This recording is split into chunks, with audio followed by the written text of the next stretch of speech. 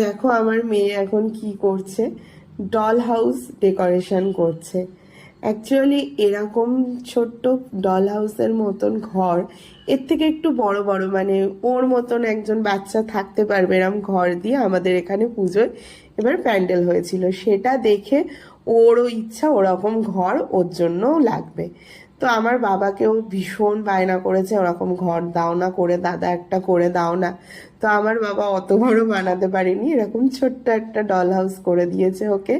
তো সেটাই ও এখন ডেকোরেশন করছে, টিন আর কাঠ দিয়ে বানিয়ে দিয়েছিল, আর সেটাই ও মার্বেল পেপার দিয়ে এখন ডেকোরেশন করছে।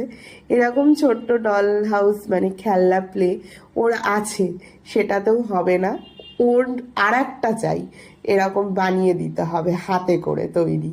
তো আমার বাবা সেই বায়নাও রেখেছে, নাতনির সব বায়না রাখে, তো বানিয়ে দিয়েছে, সেটা এখন ডেকোরেশন করছে। আর এই যে ছোট্ট একটা ডলও ওর মধ্যে রেখে দিয়েছে। এবার বলছে আমাকে এই ডল হাউসটা সবাইকে দেখাও, সবাই কেমন হয়েছে জানাতে বলবে। তো আমি ওই জন্য একটু ভিডিও করে তোমাদেরকে দেখালাম, তোমরা কেমন হয়েছে অবশ্যই জানিও। এই যে দেখো, ওর এরকম ডল হাউস এর আগে অনেক দিন, অনেক বছর আগে যখন ছোট একদম তখন কিনে দিয়েছি।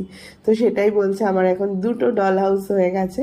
ও তো ভীষণ খুশি, এই নিয়ে এবার সারাদিন খেলবে।